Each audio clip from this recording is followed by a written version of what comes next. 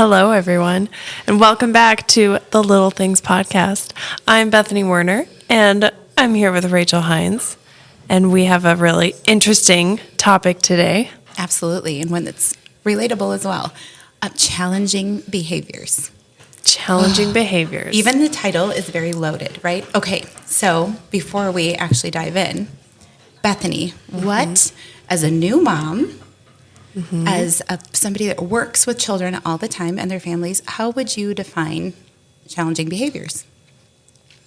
Challenging behavior would be any behavior that doesn't meet the adult's expectation for that time. You're good.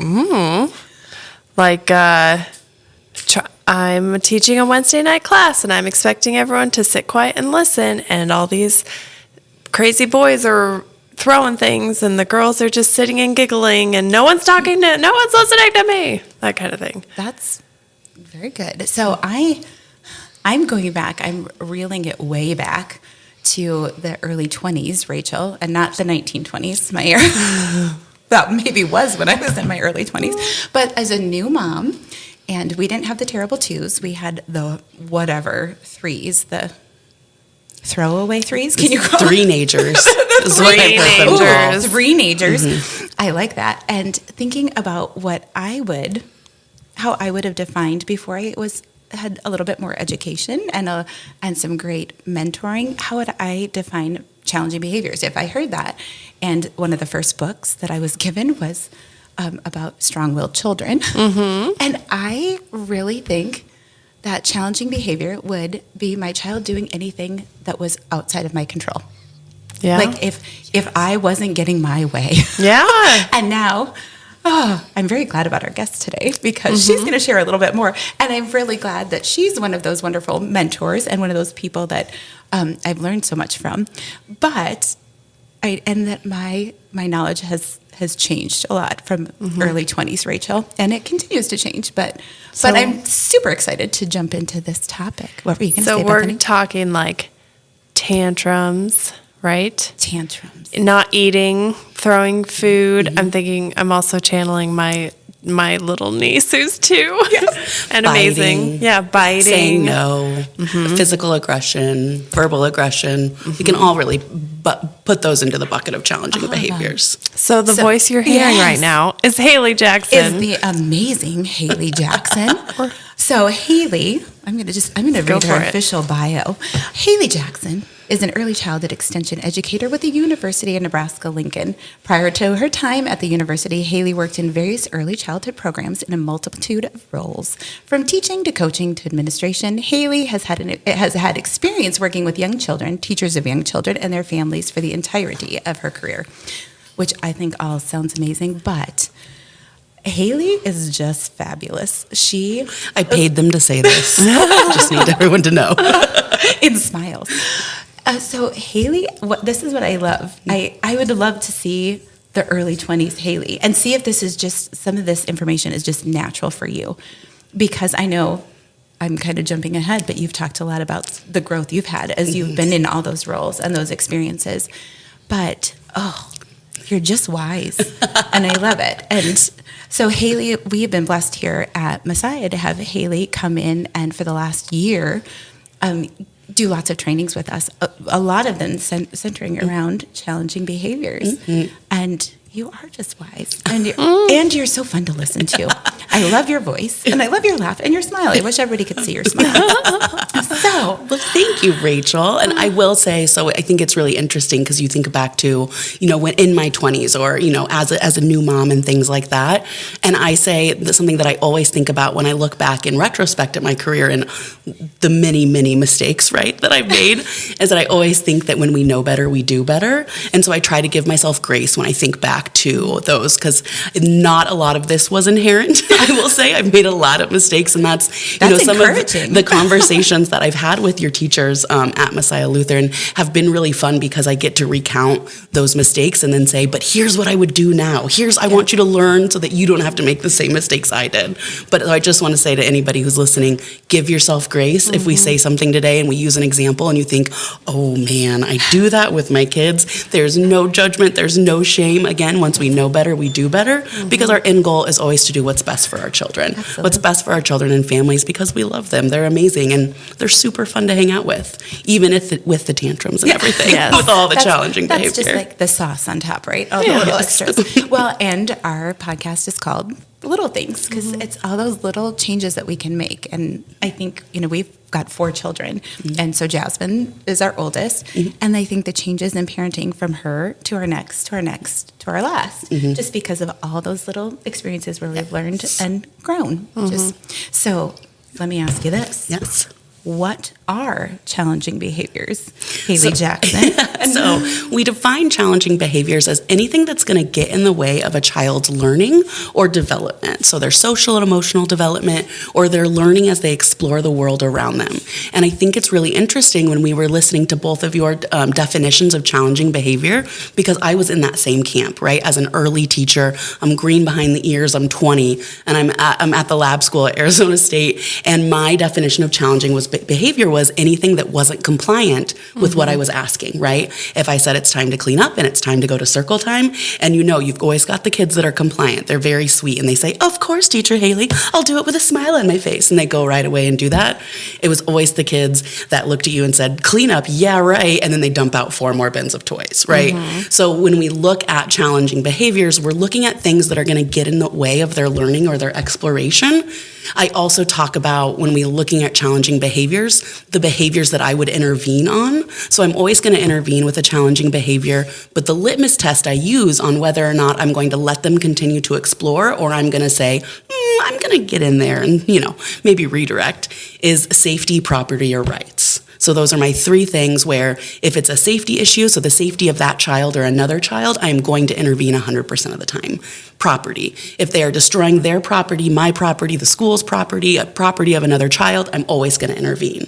And then the rights. If they are impeding on the rights of someone else or themselves, then I'm going to intervene.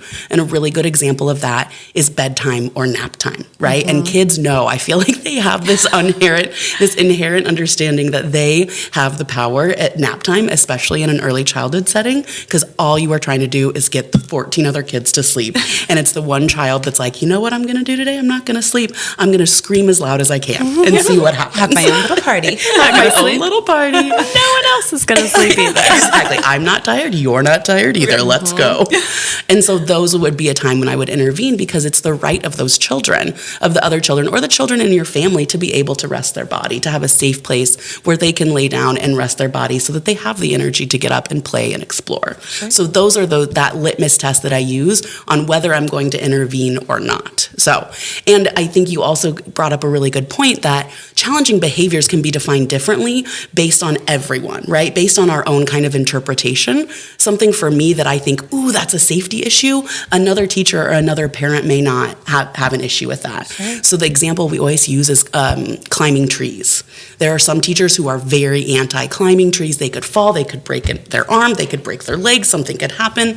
And while those safety risks are inherently there are other parents or other teachers who are like, I really see the value in letting them do some of that risky play with me right there. Yep. Right. So I'm not going to let anybody climb a tree while I'm in the kitchen, like not out there with them, or in my classroom. If we are on the playground climbing trees, then guess what? I am right at that tree. And let's be very real. I like to say that I'm a laissez-faire teacher, but my hands are up, like ready to catch them just in case. Protecting. But we want kids to be able to take those risks and explore different ways of moving their body. And I think what's interesting, in the past couple of years, we've really kind of shifted where we used to, right? They talk about the 70s and the 80s where we just like let kids run wild, and I wasn't alive then, but when we look at the parenting literature, just kidding. We had this kind of come home when the lights are on. So we gave children the freedom, and now in the last since the 2000s, we've really reined that in a lot. And so we don't want to, while there are safety issues, there are things that I think that we could let up on a little bit. Again, like climbing trees. We want to give children the confidence to know they can move their bodies in different ways. And then on the flip side too, if they are to fall down or if they are to get hurt, to know that can happen and they're still going to be okay. That they got their body hurt, and then we go over, we give lots of loves and hugs and snuggles, and we fix, whatever is wrong. But then they have that experience to say, you know what? It was scary. I was brave. I did it. I got hurt, but I'm okay now. Yep. And I can try again. And so I think about some of those skills we're trying to give to children. To me, that says resilience. And what do we want from our kids? But we want resilience. How many times have I made a mistake and gotten knocked down and said, oh man, I bombed that. That was awful, right? Whether it was a paper in school, a presentation, anything like that. But having those opportunities to really mess something up and then come back later and say, okay, I dusted myself off and I'm going to try again. I think about some of those skills we want to really nurture in our children, because how great would our world be if every one of our children had resilience and knew that they could take risks, and even if they fail, it's okay. Yeah. Okay. Sorry, that was a really long answer. I love it. We're going to go back. Yes. Because I'm so fascinated by everything you just said. So the three things are safety, rights, property. Yep. Safety, property, and rights. Okay, I'm just going to ask a question. Yes. So what if we have to leave right now to go to school, and you need to put your shoes on right now because we are going to be late? That's not really one of those three, right? Or maybe... So again, it's kind of however you interpret it. I will tell you, and I want to make this disclaimer. I do not have children of my own. Okay. I've been working in early childhood for over 15 years. I got a couple degrees in it, right? I've studied this my whole life, but I do not have children of my own. So I want to acknowledge the fact that a strategy I might use at school might be different than a strategy you would use at home. And sometimes they translate, but sometimes they don't. So I always like to make that caveat, especially when I'm doing parent training, because I can hear in the back of my head, you don't have kids, you have no idea what you're talking about. So anyways, caveat. So this is what I would say, and this is what I've said, because I have had worked with families and worked with children who refuse to get dressed at all, right? And so what I said was, what I would say to the child is, we have to leave. We're going to leave right now, or we're going to leave in 2 minutes. I need you to have your shoes on. If you're choosing not to put your shoes on, then I'm going to bring your shoes and we're going to school anyway. And I don't know about you, but I think about playing on the playground with those rocks and climbing trees. My feet would really hurt if I didn't have my shoes on. So I would want to bring my shoes. I would want to have those on so I could run really fast and play with my friends. Now, on the flip side, again, I've worked with families and there was a good 2.5 weeks where this child came in completely naked, wrapped in a blanket and a bag of clothes, and the parents just said, oh dear, I would have been here till 11:30. I would have missed all of my meetings. I would have been late for work because they are refusing to put clothes on. Oh my and I goodness. said, hey, I got you. I had a good relationship with this family. I said, drop this child off. And once the child got to school, they would look around and be like, hold on. Everybody else is wearing, I'm not wearing, everybody else is wearing clothes, I'm not. And then it was like a light switch. Once we got that child calm, we helped regulate their emotions, right? Lots of snuggles, lots of hugs. You were really frustrated this morning, weren't you? I get that. My alarm went off this morning and I was upset too. But as soon as they looked around and saw everybody else had clothes on, had their shoes on, they immediately went into the bathroom, changed, got ready, and it was like this whole new child, right? Then of course you take the picture and send it to the parent to be like, hey, you're doing great as a parent, your child is doing great, I don't want you to worry about it for the rest of the day. But there have been cases like that. And so in that instance, I say, especially when you're getting ready to go to school or something like that, that partnership with your child's teacher is so important to say, and have the vulnerability to be like, I have no idea what I'm doing. Right?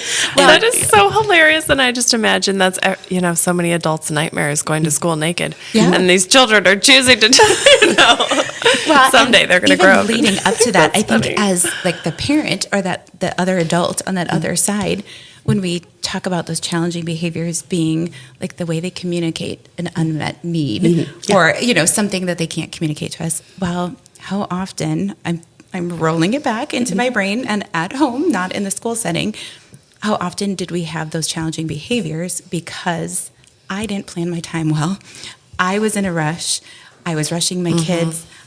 I needed to get out the door and I didn't give them the time or what they needed in them because I just need to put my shoe on. I want it and it feels uncomfortable, whatever it is. But sometimes giving us grace and saying, okay, we're going to have that hard morning and I'm going to really rely on that partner on the other side at school or wherever it is because maybe this was my bad. And even being able to vocalize and verbalize that with my kiddos. I don't know. No, and absolutely. maybe circle back with those kids later Yeah. and say, this morning was really rough, and I love you, and how can we Yes. make this better Yeah. tomorrow? Or Absolutely. We talk about repairing that relationship. Yeah. So when we look at challenging behaviors, and I'll be honest, if you've ever heard me talk, you know I'm a relationship person, so you're going to roll your eyes right now. But Never. relationships are the foundation of everything we do, not just in early childhood, but I would argue relationships are the foundation we do in everything in life. And so we talk about the repairment of that relationship because we've all been there.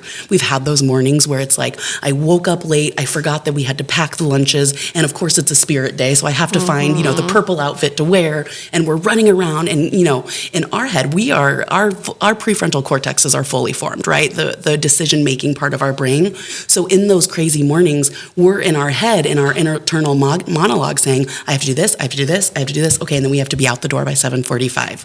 Our children's prefrontal cortexes are not developed hardly at all, and they don't have that necessarily internal monologue yet. And so for them, it just feels really chaotic, and they aren't really having that same narrative to understand what's going on. And so sometimes we get resistance from kids because they're like, whoa, you didn't even tell me what was happening, right? And as a 3-year-old, I was just listening to a podcast the other day that said, you have to think about it. Even a 5-year-old, they've only known and practiced how to be a human for 5 years, right? I'm 35 and I still make mistakes all the time when it comes to being a human and doing all of those things. These tiny humans have only been on earth for 3 years. And so we want to be able to give them grace, and really, if they are, right, especially in those 2 to 3s, I do it. So they're always constantly wanting to do things themselves. And in our heads, our parent brains were thinking, oh, sweet mother of, this is going to take 45 minutes and we need to be out the door.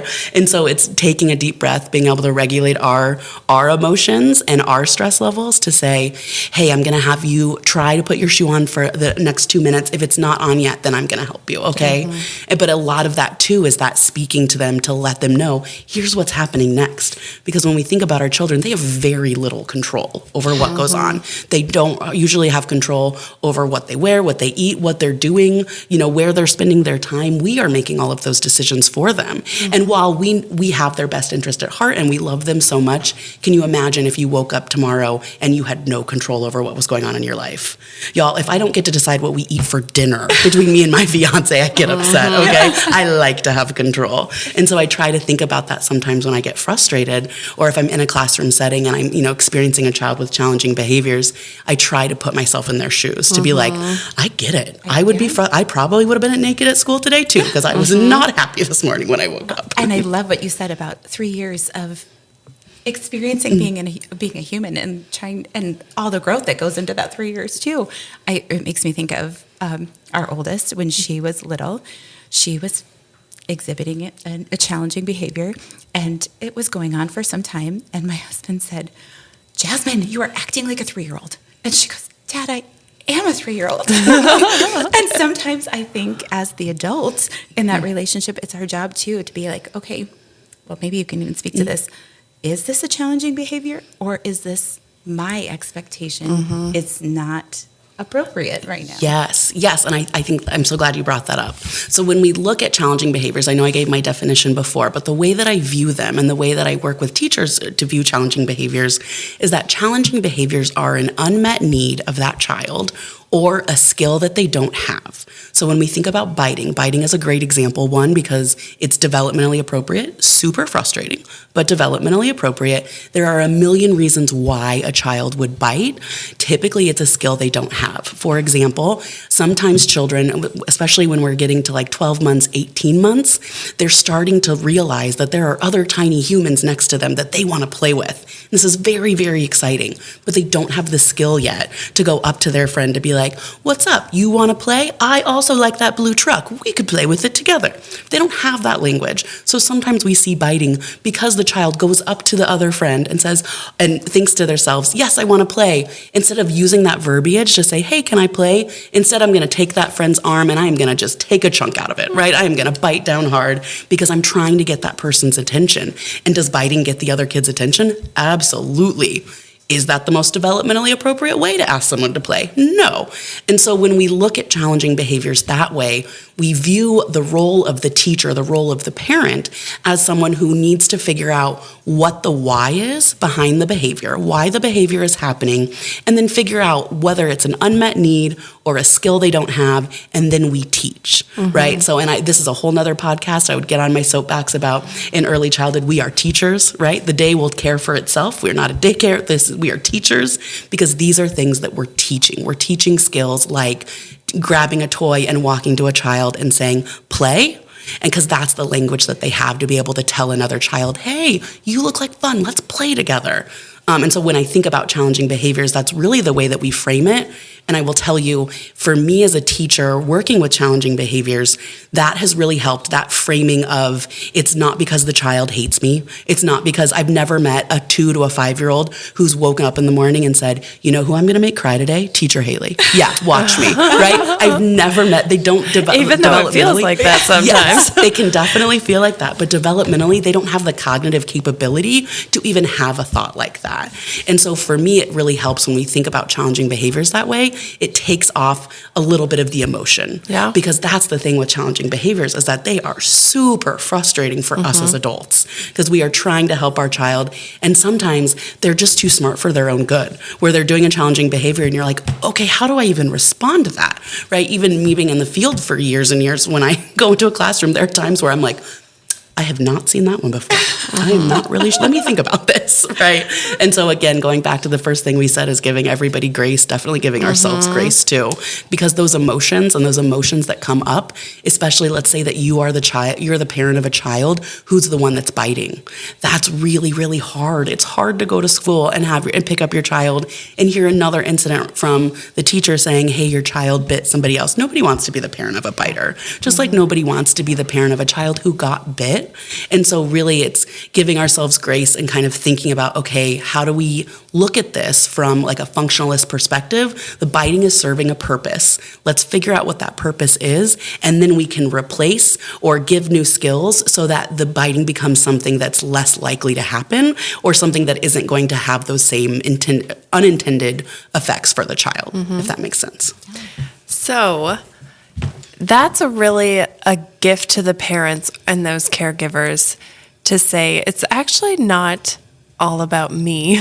You know, it's not a personal attack on me. And it's, if my child is a biter, that doesn't mean I'm a bad mom. Not at all. It is, okay, my child is trying to communicate something or trying to learn something that he does not have the skills for. How can we grow that skill instead of, my kid's a bad kid, or he's naughty, or I'm a bad mom. Yes, absolutely. There are no bad parents, because here's the thing, and here's what we know about parents. There was a survey done in 0 to 3, and it was in 2015, so it'd be interesting to see that data again, because that's a little bit old for data. But what we talk about is that parents said, it was 80% of parents said that parenting is their greatest job, their greatest reward, but also the hardest thing that they've ever done. Amen. Right? Yes, exactly. And I talk to parents all the time, and I train with parents, and they say the same thing.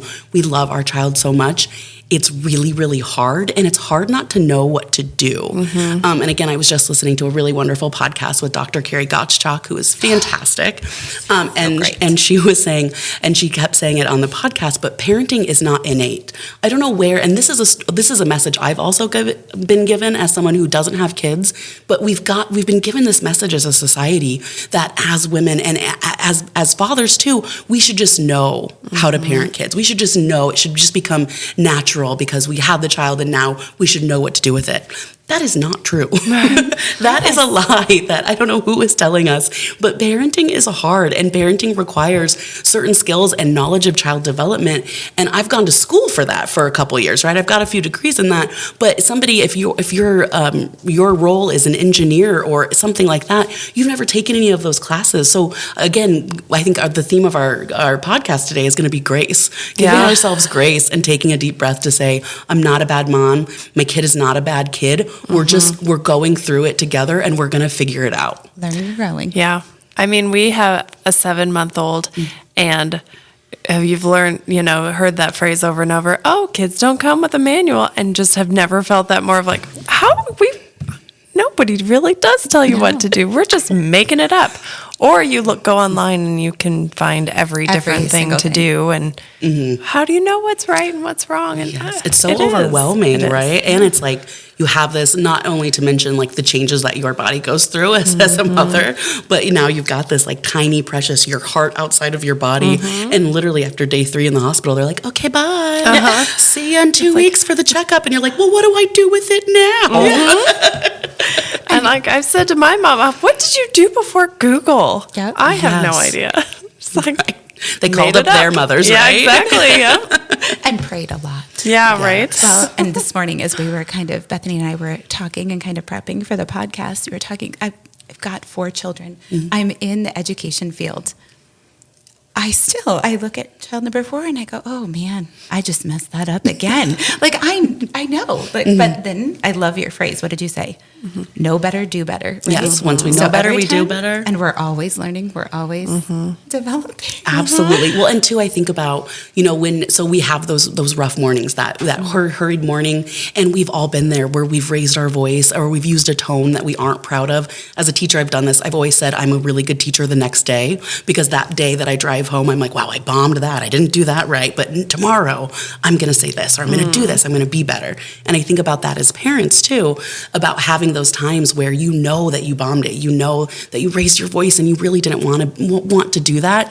And so what's so cool is given the opportunity to come back and say to your child, just like you said, this morning was really rough. And I just wanted to say, I'm really sorry. I did not mean to yell at you. Mommy was really stressed. I was really worried that we were going to be late. I had important things going on, and I'm so sorry that I raised my voice.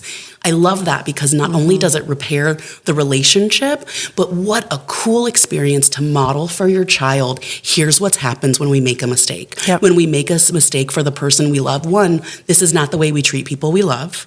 We don't yell, we don't yell at them. We use kind words, things like that. But when we do make a mistake, because it happens, we're human, that we go to that person and say, you know what, I'm really sorry. I care about you, and my actions today did not reflect that, but I just need you to know that I love you, and I hope that, we can do better. We're going to do something different tomorrow. And I think about that modeling and that learning experience for that child. And again, how great would our world be if every child we had knew how to apologize and knew that that was an okay thing and not a shameful thing. No one is perfect. So we all have to learn from our mistakes, and we all are going to make ruptures in relationships. So learning that skill early on, I think, is so valuable. It's not, I'm telling you I'm sorry because someone's standing over me saying, you need to say I'm sorry. You say you're sorry. You're like, but I'm not sorry. Right. I'll say it, but I'm not going to mean it. Right. I'm taking those magnetiles back again. Yeah, my fingers are crossed behind my back. I don't mean it. So what can we do to support children who are exhibiting challenging behaviors? Yes.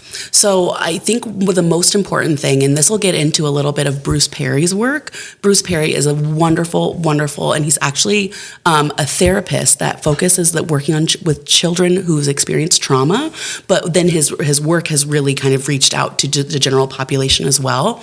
And he's got a theory called the 3 R's. And what those R's are regulate, relate, and then reason. So regulate, one of the first things, before we do anything, we have to make sure that our nervous system and our emotions are regulated. So as adults. Yes, as adults, we have to make sure that we are regulated. I've recently dove into some of the work on mindfulness. Dr. Holly Hatton with the university does amazing work with mindfulness. But what we look at is mindfulness is taking deep breaths and making sure that we are regulating our emotion system before we do anything. One of the easiest ways to do that, like I just said, is taking deep regulated breathing. So we call it diaphragmatic breathing. That's just a fancy word to say that we are breathing in through our nose and out through our mouth in a regulated kind of rhythmic way. So the one that I love the most is a 4-7-8 breath. And what you do is you breathe in for 4, you hold it for 7, and then you breathe out for 8. So I will do that 3 or 4 times before I before I enter into an interaction with a child, especially if it's a challenging behavior. Because not only do we as adults have to be regulated before we walk into that situation, then we need to help that child regulate as well. So learning how to calm your body down when you're experiencing big emotions is a learned behavior. And I think one of the biggest things that we do in early childhood is teaching children, you're feeling upset, you're feeling frustrated or disappointed or angry. What do I do with those emotions? No emotions are bad, right? We can experience all of those emotions. Now, is it okay to hit my sister because I'm feeling angry? No, the emotion isn't bad. It's what we do with that emotion that's either going to be appropriate or inappropriate. So we have to help children learn how to do that. So there's lots of different ways that we can help children calm their bodies. Again, deep breathing is one of the biggest ones. Something fun that I've done with the teachers at Messiah Lutheran is that we made little breathing technique cards, and they're little visuals on a key ring, and there's different visuals for 5 different strategies for breathing. One of the favorite ones is Spider-Man breathing, where you put your hands. Are Scott's ears perking up over there? He loves Spider-Man. He's a total Spider. We should have him try it. Yes. Spider-Man breathing. So what we do is we put our hands into the shape of a web shooter, and when we're breathing in, our web shooters come up, and then when we're breathing out, the web stuff. Yes. The web stuff comes out. Scott is shaking his head. He's like, that is not what it is. We're offending him. He's going to need some deep breathing.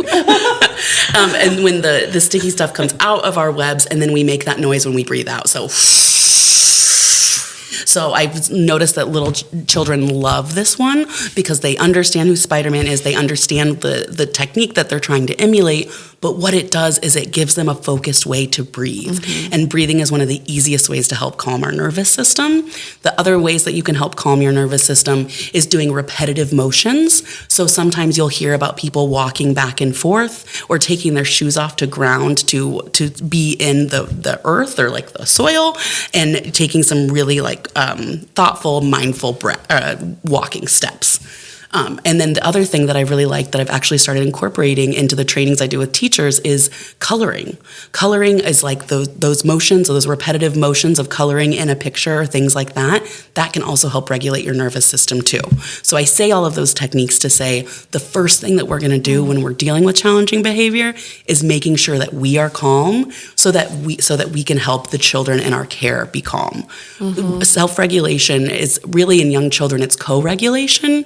Children do not know how to calm their bodies down, and typically they aren't going to be able to do it on their own without even a little support from us until like 7, 8, 9. So we think about that birth to 5 age, and the younger they are, the more that they rely on us to regulate. So your 7-month-old at home, when they get upset, when they cry, we pick them up, right? And think about some of the things and like the ways that we calm infants. It is a lot of those same things, right? We're deep breathing, we're doing the shh, shh, shh, or we're swinging back and forth. Those are all repetitive motions that are going to help them regulate their nervous system.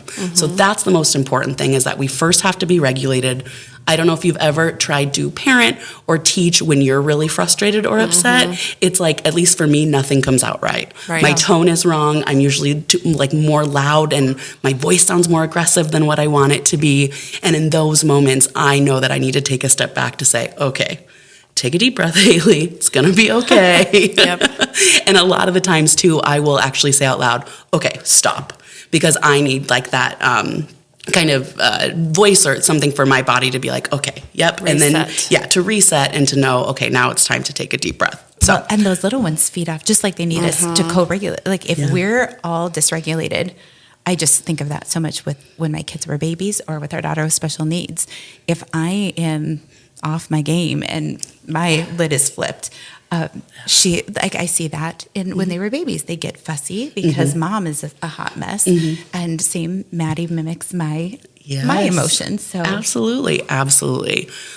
So really practicing that. So that's the first R. That's the regulate, and then relate. So the next thing that we do before we're even talking about the challenging behavior or trying to redirect is that we need to reconnect with our child, right? So that might be as simple as a hug. That might be a, hey, come here. Like, come here. You look like you might need some more love right now, right? And that was always my line in the classroom of like, when a child is having a temper tantrum or really just having a tough time, is getting getting on their level and opening my arms to say, do you need some love? It seems like you need some love right now. And I give very good hugs. I'm squishy.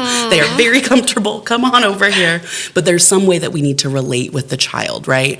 And I think this is hard for teachers and parents because a lot of the time when we go in to deal with challenging behaviors, our brains are thinking we need to punish them, right? We need to let them know that that's wrong.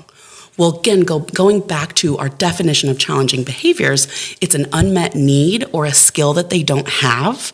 I've never learned something new by being shamed for it, right? And I'll say that again. I've never learned anything new by being shamed for not knowing how to do something. So again, as parents and educators, if we can go in and say, this isn't something that I necessarily need to punish. Now, do I need to redirect? Absolutely. Hands, we use our hands for hugging and for creating. Hands are not for hitting. Ouch, you really hurt your friend's body when you when you took the toy from them and smacked them in the face. So we do need to redirect, but it's the teaching of, I'm wondering if you might need some more words around, when you're done, can I play with that toy? Or whatever the skill is. So again, going back to figuring out what that skill is, but we relate with them, we love on them, and then we get, the last R is the reason. Then we get to you were really upset, you wanted to turn with that blue car, and your friend Madison was already playing with that. I wonder what we could do next time. Right? And then it's giving them those words and things like that. But I think that's something that's interesting and new for parents and educators to think about, is that we've got lots of steps before we even touch the challenging behaviors, right? So I got to make sure I'm right. I got to make sure you're right. Then we got to love on each other for a little bit, and then we can talk about it. Sorry, go ahead. Because if the child is not regulated, if they're still in that... Yes, if they're still escalated, they can't reason, they can't. No, it's like talking to a brick wall, right? Exactly. It's like, and I this is one of the things that I did as an early educator, is that I would immediately go into, that's not okay. Right. Hands are not for hitting. I would do that whole spiel while the child is screaming, crying, kicking, having a full-blown meltdown. And I'll be honest, this is what that child heard. Wah, wah, wah, wah, right? You turn into Charlie Brown's teacher. They are not in their prefrontal cortex, the decision-making part of their brain. They're in their mammalian brain, that brainstem back there, where their only thing is fight, flight, or freeze. That's the only thing they can really grapple with right then. And so that's why the regulation is so important. We got to get them back into the thinking part of their brain so we can make some of those connections of, that wasn't a good choice. Next time I'm going to try something different. So, and same for us too, right? Because if we're in our mammalian brain, we're not learning anything. And with children in any time of life. And sometimes you just need a snack. Yes. Just a little food. When in doubt, have a cracker. Right? Or chocolate. Yes, or chocolate. And honestly, even hearing those steps, doesn't it lift a weight as a parent or a caregiver? Like, oh, okay. Because we always want our children to be the best children, our students to be the best students, and because they're in our minds reflecting us, right? Yes. But this takes some of the weight off. Okay, we need to regulate, we need to relate, so we get to do those things that are natural in most of us, instead of having to jump. I cannot stand correcting behavior. That's my toxic trait, is that I don't like to have anybody feel bad. So even if it's a challenging behavior when somebody else has been hurt, it hurts my heart a little bit to have to correct a child. So that, even those steps, just is like a breath of fresh air. Yes. Like, oh, wait a second, this takes some of that having to be heavy that off, right? Yeah, that pressure. Well, and I think too, and I use this still in the classroom, is that going through the regulating and then the relating, it gives my brain time to think and say, stop, okay, what should I say, right? Like, and going through those scripts in my head of, okay, the child took a toy from another child, so I'm going to let them know that behavior wasn't okay. We're always going to frame it in terms of empathy. Yeah. Look at that other child. They're so sad. They really wanted to play with that toy. But it gives you time to think about, okay, what should my next thing be? And so I feel like as parents, sometimes we feel like we put the pressure on ourselves. We have to have the answer, and we have to have the answer right away. And how could you not know? It's your child. How could you not know what to do? We're all just doing the best we can with what we have. So if we give ourselves some time to our brains to kind of catch up, to say, okay, we're regulating, we're relating, and then we're going to talk about what are words we could use to get a turn with that blue truck next time. Well, and it kind of reframes challenging behaviors, because look at all those things you just got to teach: empathy, problem solving. Ooh, Yes, it's kind of exciting. Instead of stop, go Yeah. sit over there, or And why? Why am I doing that? Right. Yeah.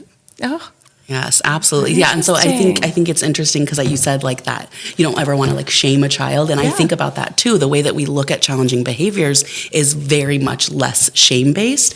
And it's nothing against the way that we were raised, right? Again, our parents did the best they could with what they have. But when we think about some of the strategies that our parents used, at least for me personally, when I think about some of those strategies in my early childhood years, a lot of them were shame based. And when we think about what happens and what we're teaching children when we're shaming their behavior, it's not necessarily the positive outcomes that we're hoping for, right? There's a lot more like higher risks of depression, anxiety, and that story of that shameful behavior, me making bad choices and not being a good kid. Those are stories that kind of stick with us throughout our adulthood. And so looking at challenging behaviors this way, and I used to say in the classroom, you know what, it's great because you're showing me that there's a skill that you still need, and that's why they pay me the big bucks. I am here, that I am called a teacher. That's what we can work on. That's what we're going to do. And so framing those in that way, you're right. It feels more joyful. And I always think that teaching and learning and being with young children should bring great joy, right? Just like the wonderful Rita Pearson says, teaching and learning should bring great joy. So I try to infuse that in when we're working with challenging behaviors, because we want every child to know that they're amazing, they're wonderful, they're so capable, they're kind, all of those things. And so we don't want to use those shame techniques as a way to try to modify behavior. absolutely. Oh, Haley, I could just sit and talk to you forever. I know my mind is kind of reeling because even I think adults, when you have a child or when you're in front of a classroom and maybe you're not in this frame of mind and you're in the people need to respect me and they need to just listen to me. If you're coming from that perspective, it's not going to meet the results that. Absolutely. And from that perspective, challenging behavior feels like an attack. Yes. To me as the parent or to me as the yep. teacher. How dare you say no when I'm asking you to do something? I am your parent. I was the phrase that my mom always used. I brought you into this world. I can take you out of it, right? It's one of those where when you view it as respectful and I am your elder and things like that, it's going to cause a lot more conflict and you're going to see that as combative versus this child's just exploring their environment, right? Or I think, again, with this really great podcast I just listened to, they were talking about children playing cops and robbers and good guys and bad guys. And would you intervene in that, especially if they're using pretend weapons, right? And we've all seen it. Even if your house has no, you don't have guns, you don't have anything like that, kids still do that kind of pretend play. And so I read a really great book that was talking about the fact that sometimes when we look at that kind of play, we're using our adult lens to look at something and assign meaning that children are not assigning to, right? We think guns and we think, oh my gosh, gun violence and all of those things, and that's not safe. We don't want anything around that at school. And that was as an early teacher, I would say, nope, no guns at school. That was always my mantra, no guns at school. And this really interesting book, and I'm totally blanking on the author right now, but this really interesting book said, really what kids are doing when they're playing like that is they're grappling with these big moral issues of good versus evil, of what does a good guy look like and what are actions of a good guy versus a bad guy. And so really, I think sometimes when we're looking at challenging behaviors, we have to stop and think, okay, am I putting my adult lens on this play? Am I interpreting this into something, whereas really it's the child exploring their environment, right? It's taking it personal. Taking it personal. So I think that's really interesting, and again, a good example of knowing better and doing better. Yeah. But again, I've also worked at schools where that's still the policy, right? And so it's really what you believe as a family and what you believe as a teacher and your philosophical beliefs on that. Yeah. Oh, I love it. Interesting. I know. Okay.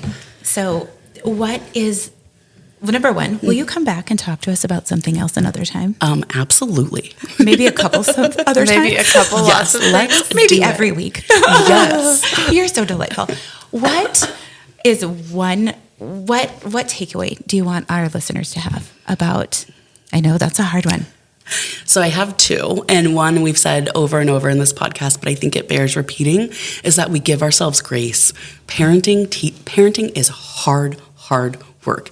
teaching is hard work, right? I would always say, I love teaching. I love what I do, but also being someone that doesn't have kids, 6 o'clock hit. And I was like, well, see you later. Bye. Right. And knowing that I'm handing off these wonderful, amazing, tiny humans to their parents who are going to have to grapple with all of these things. And that's not just a 9 to 5, right? Yeah. That's not a 9 to 6. That is all the time. So give yourself grace. We as families right now, especially post-COVID and everything that's been going on, we are really stressed. Families are experiencing more stress right now. We have higher stress levels. Everything's more expensive. We have less resources. We're really just struggling. And so giving yourself grace to know that I'm not going to get it right the first time, and that's okay. The thing that's important is making sure that we're just going to keep trying, right? And sometimes the most courageous thing you can do is say, I'm going to try again tomorrow, and I'm going to be okay, and I'm going to try again tomorrow, right? So grace, I think, is the one of the takeaways I want everyone to take home. And then the second take home, again, I can't overstate the importance of regulating our emotions and regulating our nervous system. Like I mentioned, I just recently started diving into the work of mindfulness, probably 2 or 3 years ago, and I can tell you that I was definitely a skeptic when I first heard about mindfulness, and my boss, Dr. Holly Hatton, who's wonderful. I hope that she's not listening to this, but I remember thinking, she is. You've said wonderful things about Holly, and I agree. I remember thinking, this sounds made up. You're going to tell me that all I have to do is take a deep breath and all of a sudden my life is going to change? Yeah, right. Sounds like something some academic, in the ivory tower made up.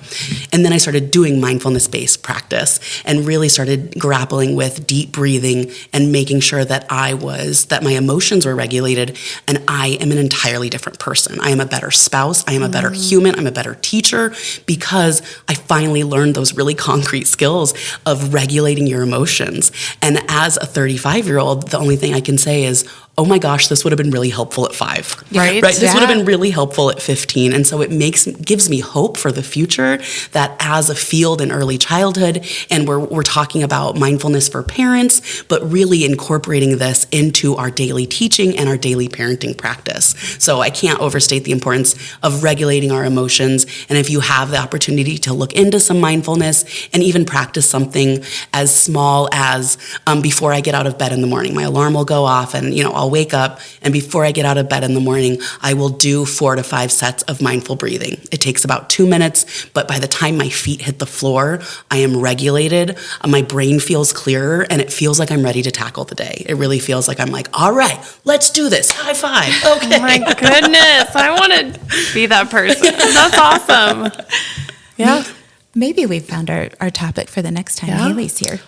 Yeah. Oh, I'd love. I can talk about mindfulness for hours. That would be really interesting. Yeah. Okay. Oh, one more recap for Bethany. Yes. Regulate. Relate. Don't tell me. Regulate. Relate. Reason. Yes. Yes. I love that. And then the 3, before you intervene, would be if they're infringing on property and rights and safety. Yes. So good. A+. Thanks. Those are just really good takeaways. Those are my takeaways. That's what I'm saying. Yes. Amazing. Yeah. Thank you so much for being here, Haley. I know how busy you are, and we can't thank you enough for spending this time. This was so fun. Yeah, I'll definitely be back. Let's do it again. It was good. It was great. Yes. Awesome. This has been a Messiah Lutheran Ministry production. Subscribe to Messiah Lutheran on Apple Podcasts or anywhere you listen to podcasts. You can also find our worship services and our Sermon Extra podcast by searching Messiah Lincoln on YouTube. Make sure you like and subscribe so you don't miss out on any of our content. If you'd like to know more about Messiah Ministries, visit messiah.us. We'd love to hear from you as well, so please email us at littlethings@messiah.us.